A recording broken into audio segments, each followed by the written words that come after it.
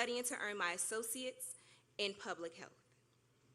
As a first-generation college student, I'm also proud to serve as an elected member of the Board of Trustees. My most important role, however, is mom. I'm a mother of 2 young boys, ages 9 and 13, and while they always keep me on my toes, they are both my motivation and inspiration. From my parents, a former police officer, and a proud union maintenance worker, I learned the value of service.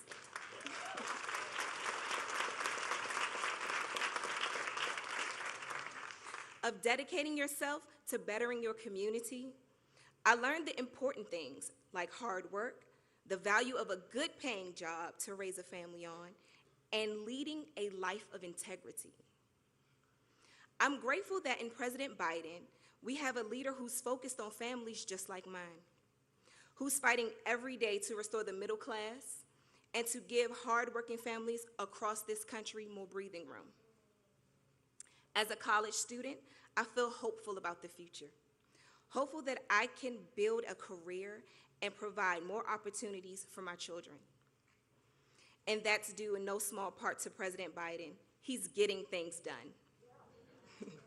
And he's fighting every day for people like me. It is now my honor to introduce President Joe Biden.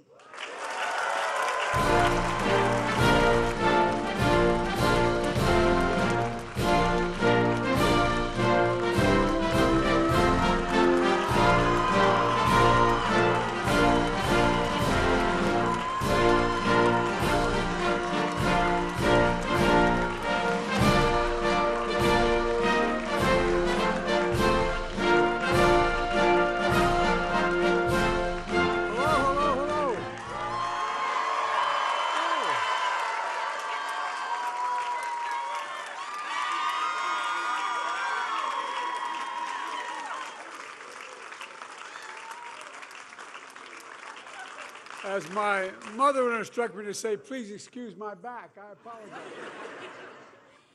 Sade, I just told her when she walked off the stage, when she's president and they say Joe Biden's out in the waiting room, she promised me she won't say Joe who. Please, do you have seats? Okay, I once said that early on in my tenure, Gov, and I said, everybody take a seat. None of them had seats. Well, I tell you what, you guys are impressive. And 3 of you are really close friends. And one's about to become a close friend.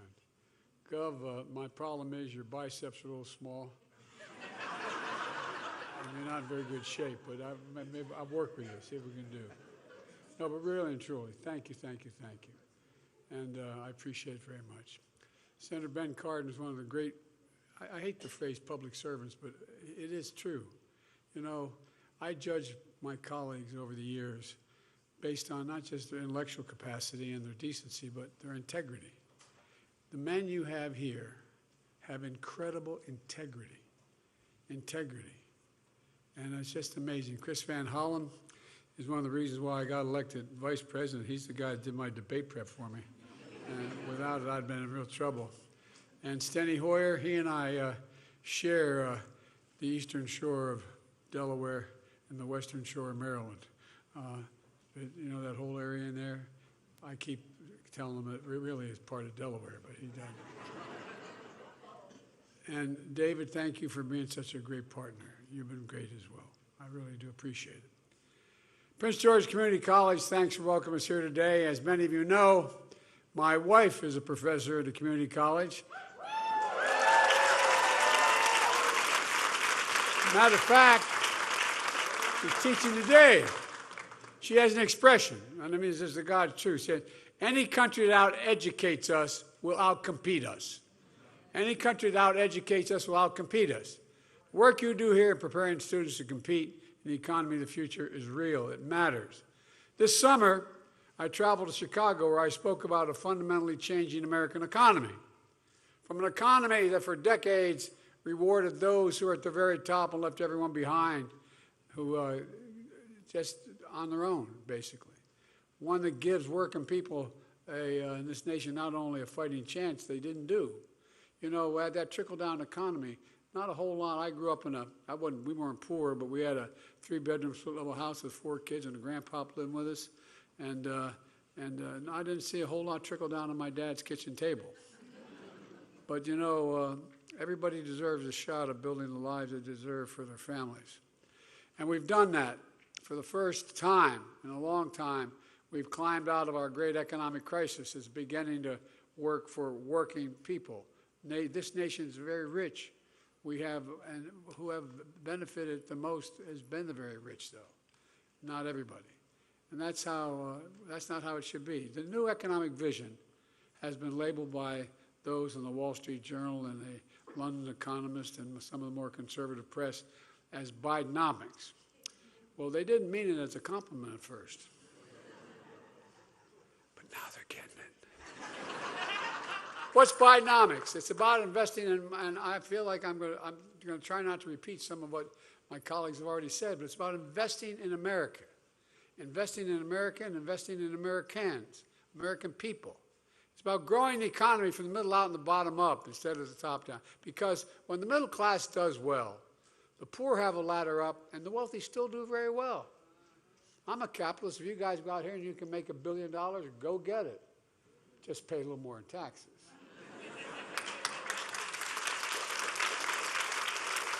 But look, our friends on the other team, on the other side of the aisle, they have a very different vision for America.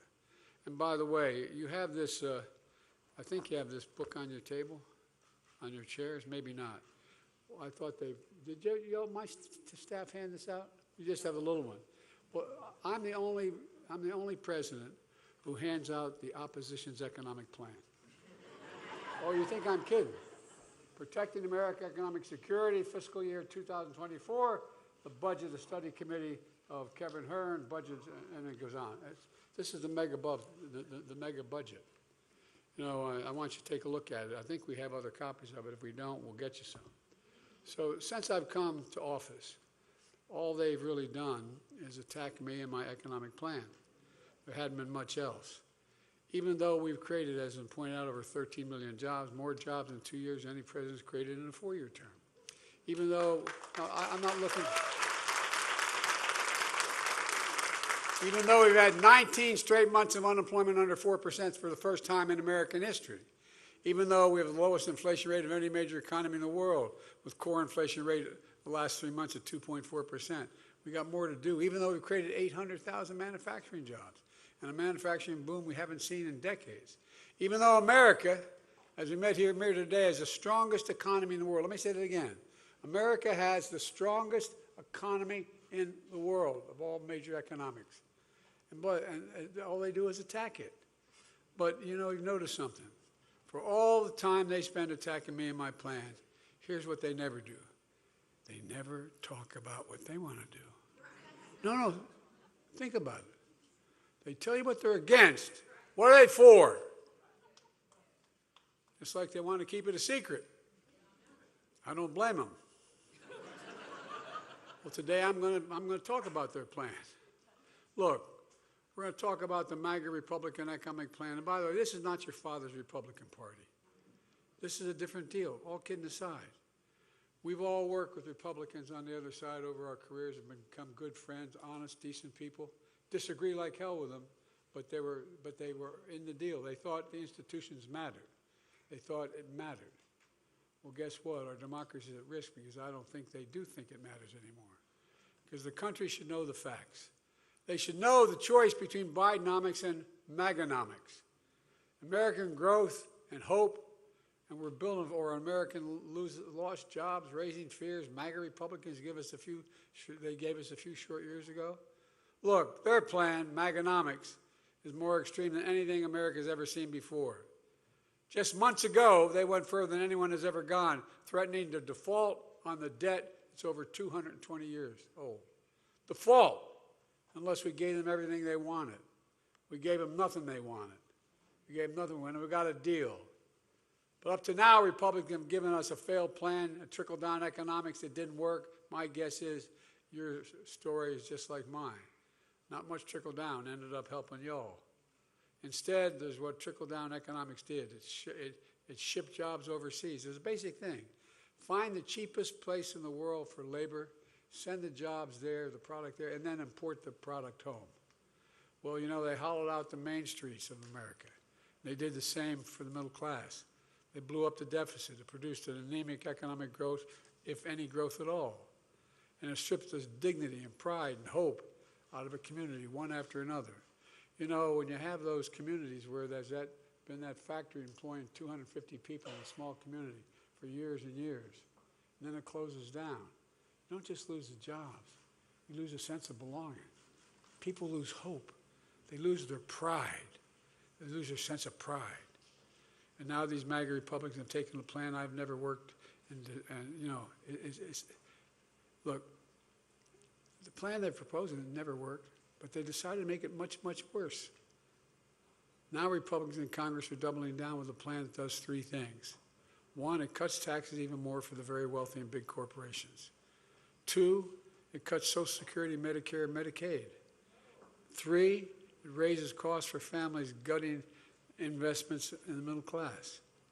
Under their plan, the top 1%, 1/10 of 1% of households that make over $4 million a year are going to get another tax cut worth more than 2 times what the typical American family makes in a single year. Let me say that again.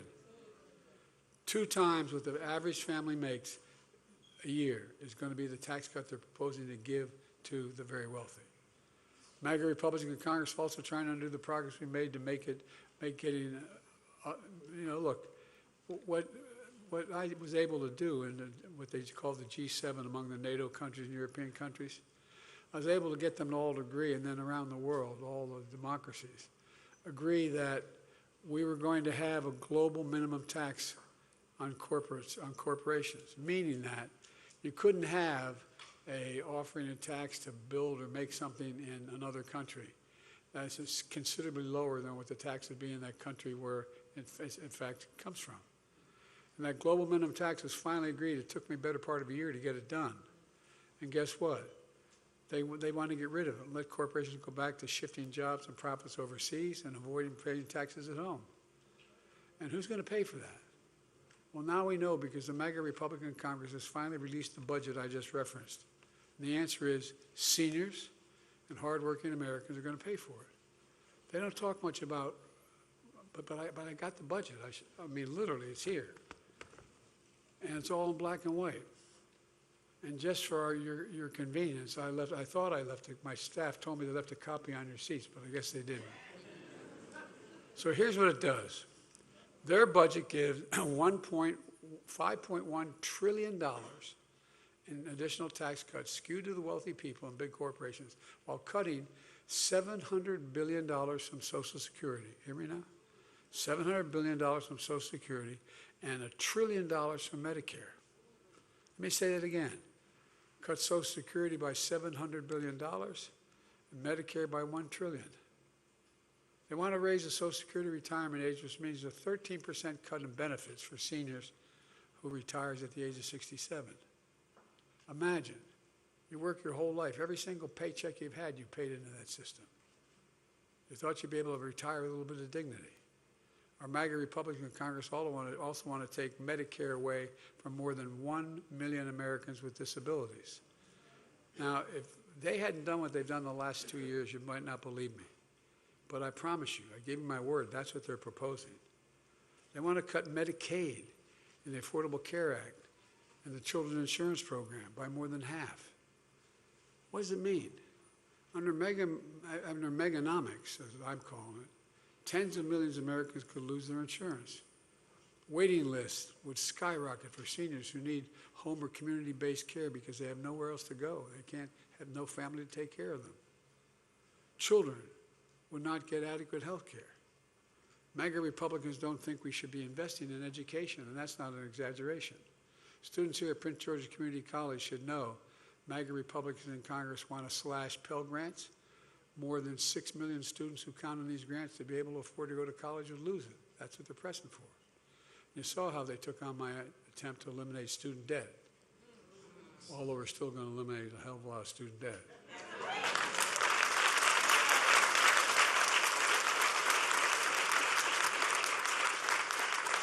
And by the way, they actually want to cut 1,800 food safety inspectors. I'm serious. I mean, unless I was in, I don't know, Russia, you wouldn't think this would make any sense. But here, so they want to slash research on cures for cancer and Alzheimer's by nearly $4 billion. I got my team over here to go along with when President Obama allowed me to set up the whole effort to deal with cancer, allowing me to use any office, any administration facility. And we've invested billions of dollars. We're on the cusp of changing cancer. As you know, we made a commitment, cut cancer in half in 25 years, and extend life to Americans suffering from cancer by significant numbers. And it's happening. But they want to cut the funding. Cut the funding. They want to cut funding that guarantees the clean air and clean water. They don't want those inspectors out there. The new Republican Bidenomics would mean 82,000 children would lose access to Head Start for low-income students and affordable preschool. Not only are they not willing to support our joint effort among your delegation and me to make sure that we're in a situation where we provide for early education.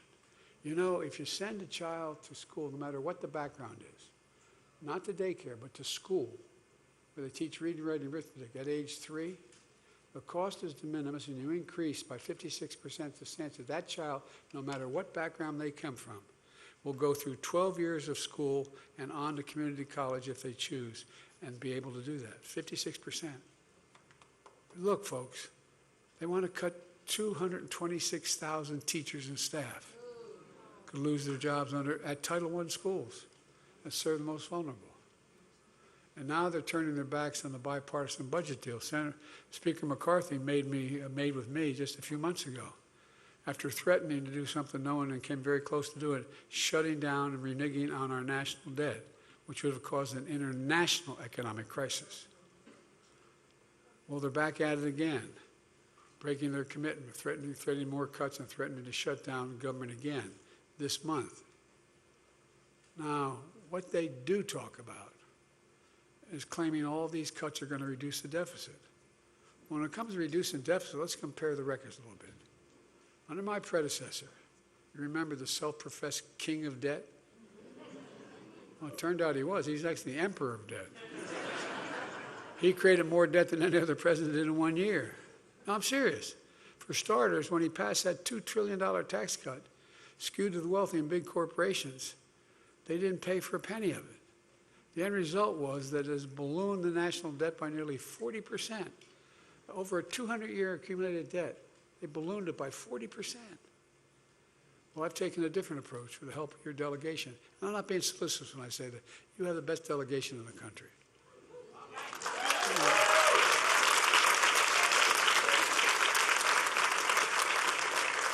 And that's not just because my whole family's from Baltimore. Look, we just cut the budget deficit by they helped me cut the deficit by $160 billion. $160 billion. You know how we did it? By giving Medicare the power to negotiate for lower prescription drug costs. I, along with your senators and congressmen, have been trying for our whole careers to take on Big Pharma. Well, they've intimidated. They spent $200 million on having their lobbyists make sure that didn't happen. But guess what? It happened. We finally won.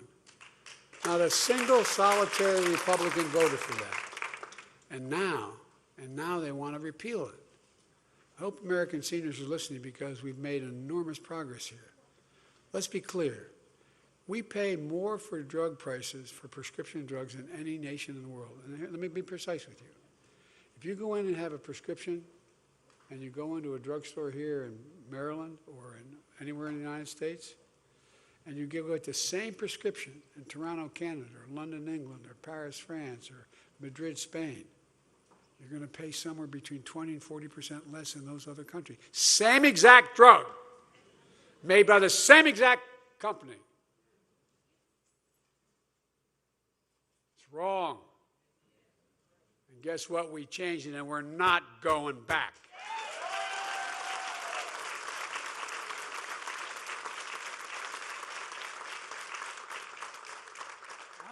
it, man.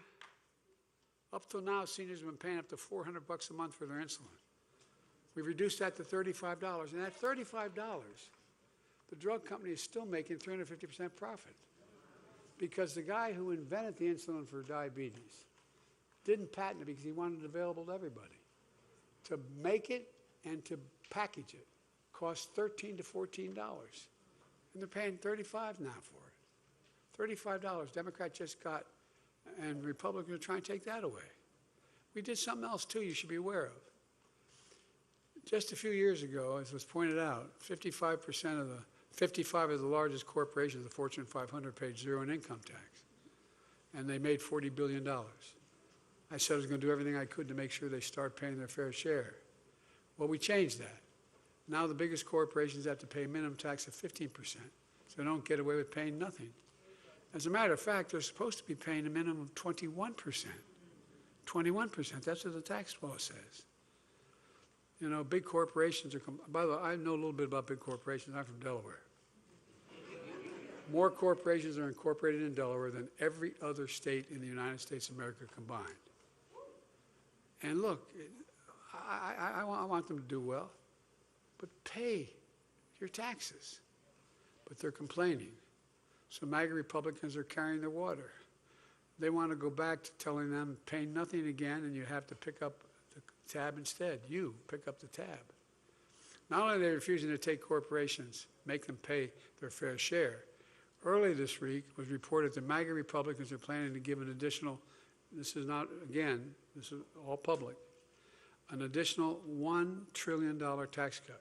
$1 trillion tax cut for big corporations. We're doing very well, I might add. Apparently, they think corporations which make record profits in recent years pay too much in taxes. It's unbelievable. To hear MAGA Republicans in Congress tell it the only way to reduce the deficit is to cut Medicare, Social Security, that you have paid for in your whole life. From the time you've had your first job, you had to pay into Social Security. Out of every paycheck. On my watch, the deficit already has fallen by over $1 trillion. $1 trillion so far. I signed legislation to reduce the deficit by another $1 trillion over the next decade. And the budget I'm putting forward this year would cut the deficit by another $2.5 trillion on top of that. We're doing it by making the wealthy and big corporations begin to pay their fair share. I'm not talking about 70% taxes. I'm talking about 36% trans taxes, 24% taxes. How many of you think the tax code is fair? Raise your hand. Even if you're making it. No, I'm serious. Even if you're making a lot of money. You know, we've gone in the pandemic from about 740 billionaires in America to 1,000. Well, guess what? These billionaires pay an average of, guess what? Less than 8% in federal taxes. Less than 8% on a yearly basis. They pay a lower tax rate than a firefighter, a teacher, a cop. How can that be right? How can that possibly be right? My friends came up with an answer.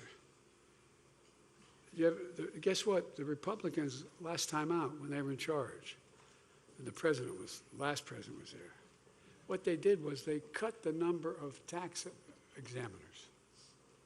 They cut them. Everything, well, that's great. You want to get rid of those tax examiners. Guess what? They cut all the folks that are very sophisticated tax examiners. That takes years to learn and how you go through $1 trillion income, how you determine what they pay. They cut them. It's time billionaires began to pay at least a minimum tax of 25%, for God's sake. There'll still be multi-billionaires at that. You ought to make the tax code more fair, not less fair. That's why I promised that no one making under $400,000, I've never seen that, but no one making under $400,000 will see their federal taxes go up a single penny. But I've kept that promise, and I will keep it. That's why I expect the child care tax credit, helping millions of middle-class families. It's a great benefit to those families. It increases economic, and by the way, it increases economic growth. All the things we do for middle-class and working-class families increases economic productivity. When you have a child care tax credit, you're a middle or lower middle-class income person. Guess what? It means you can get help for your kid and you can go to work at the same time. And now MAGA Republicans in Congress did not support continuing that extended tax cut. And this week we learned what happened as a result of their position. About 3 million more kids are now living in poverty because we've cut that again. I'm fighting to restore the child tax credit and once again lift these kids out of poverty. Folks, it wasn't that long ago we were losing jobs in this country. In fact, only 2 presidents in American history with fewer jobs the day they left office than when they started. One was President Hoover, and the other was Donald Hoover Trump. Seriously, only 2 presidents in American history. And look, you may remember my predecessor promised to be the greatest job president in history. Well, it didn't really work out that way. He lost 2 million jobs over the course of his presidency, 2 million. We've created 13.4 million new jobs. We not only recovered all the jobs we lost during the pandemic, we've added millions more.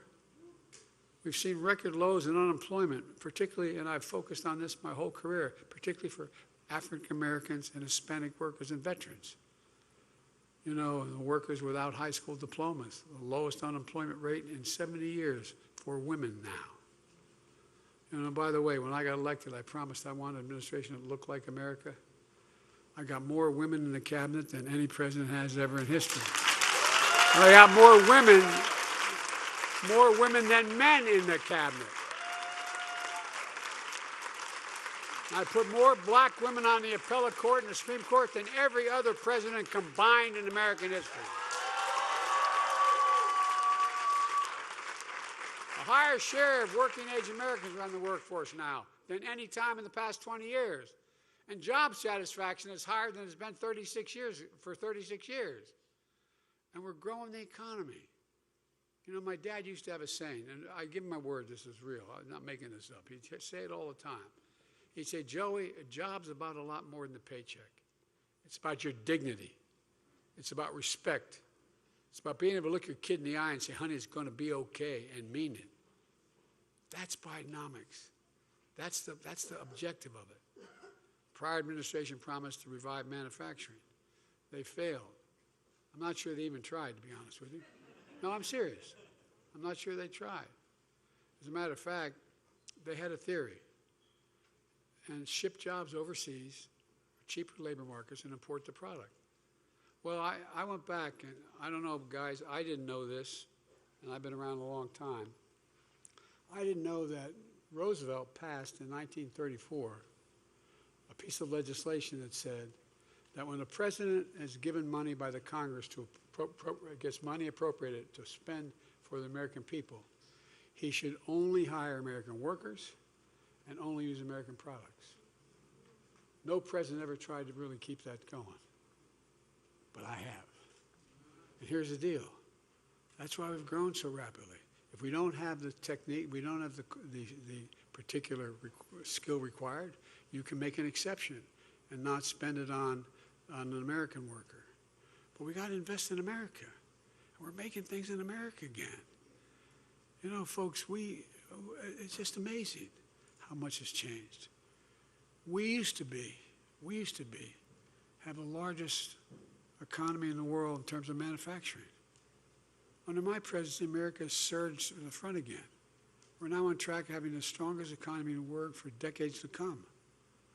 Prior administration promised to rebuild our nation's infrastructure. Remember Infrastructure Week? Every week, and then Infrastructure Month? Well, guess what? It never came. Great real estate builder, the former president, he didn't build a damn thing. You know, I mean, think about this. Can you believe we used to have the best infrastructure in the world? We had the best infrastructure, not a joke, the best infrastructure in the world rated by all these international agencies. But guess what? We fell to rank number 13 in the world. 13 in the world, 12 countries. And better infrastructure, bridges, roads, across the board than we have. Well, when I signed the bipartisan infrastructure bill, these guys helped me get through. We're now investing in America again. Our roads, our bridges, our ports, our airports, high-speed internet, removing lead pipes from everyone so they have access to clean water.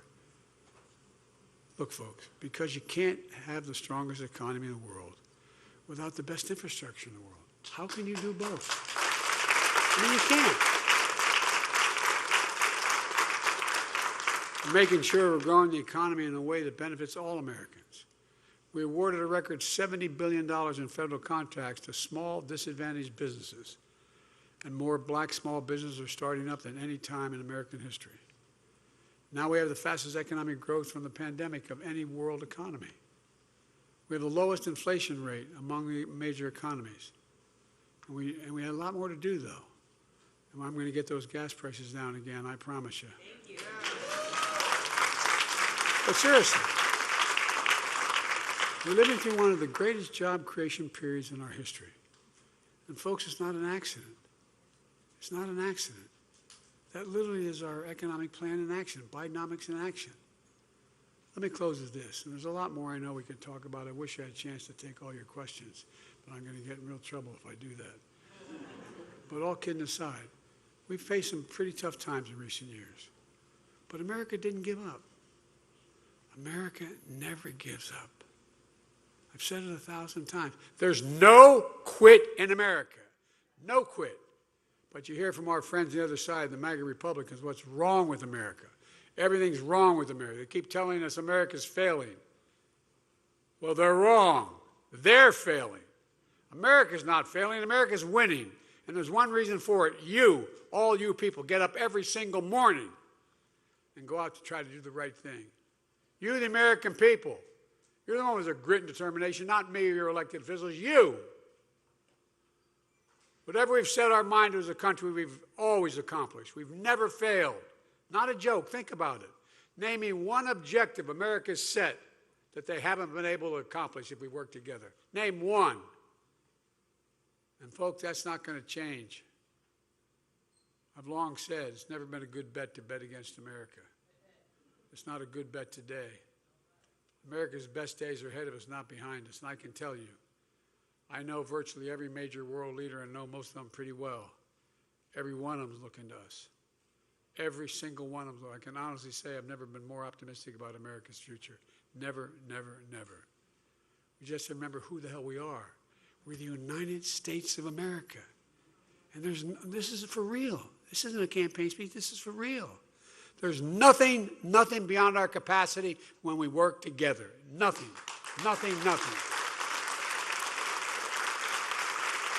Folks, one of the reasons I'm so optimistic is we really are the most unique nation in the world. And they say, well, every nation says it. No, think about it. I mean, in real terms. Think we're the most unique nation in the whole world. Every other country is based on ethnicity, geography, religion, race, or creed.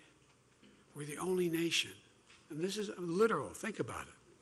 We're the only nation based on an idea. An idea. We hold these truths to be self-evident, that all men and women are created equal, endowed with, they're created with certain inalienable rights. We've never fully lived up to it. We've never walked away from it. These other guys are trying to walk away from it. I'm about to make a major speech. I made one back when I ran the last time in 2020 up at Independence Hall. Democracy is at stake, folks. Our democracy is under attack. And we got to fight for it. I taught at the University of Pennsylvania for 4 years, and I used to teach political theory. And folks, you always hear every generation has to fight for democracy. And I found myself, it's automatic. We didn't have to believe it. But we do. We do. And look, it's who we are. I had a long talk with my counterpart, who I've known for 25 years, Vladimir Putin. And he started to, he said to me, this was early on when I first got elected, and we're talking about strategic doctrine and keeping nuclear weapons out of space, et cetera, in Geneva. And he sat there, and when I was making the case, he looked at me and he said that the reason I'm reluctant to talk to you about this, you expect me to bring China along all the time. I said, oh, I don't expect you to bring China along. So you got essentially a 6,000-mile border with China. Your tundra is melting in the Arctic Circle. Methane is coming out. You got a lot of problems. And China doesn't respect you that much. And he looked at me. She kind of stood up. I said, we have Canada to our north, Mexico to our south, Atlantic and Pacific Oceans. We got the most heterogeneous nation in the history of the world. And we're together. I'm not asking you to do anything except yourself. It ended up with a very different ending, but my point is, the idea of who we are, there's nothing beyond, I promise you. Madeleine Albright was right, fellas. We are the Central Nation. There's not a single room I walk into, not because of Joe Biden, I mean that sincerely, because I'm President of the United States. Not a single nation I walk into, room I walk into. The rest of the world doesn't stop and say, basically, what do you think? Not a joke. You just got to remember who we are. We are the United States of America. There's nothing beyond our capacity. God bless you all. Thank you.